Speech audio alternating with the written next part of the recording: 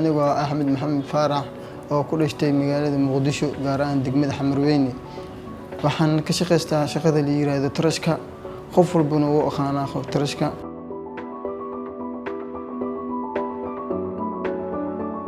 shaqadan waxaan soo galay anigoo 8 sano jiro. tiiraanteedii ilaa hadda ku jiraan waxaan ka soo gaaday awowgeyga. ma shaqo ani oo macnaa oo iska aasaastay iska bartay waa dhaxal.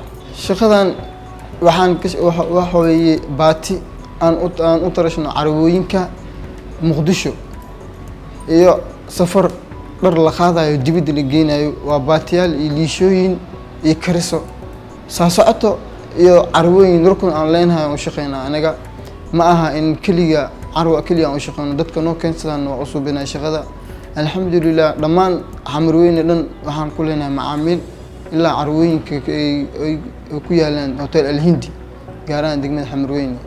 ما شاء الله شقدان أو كوجود جرو دكسي إسكولا كديجناي لكن وإسامح بس إسكول كالعكتي سئنا شقدان يتأن كديو وحن إسكولي دكسية.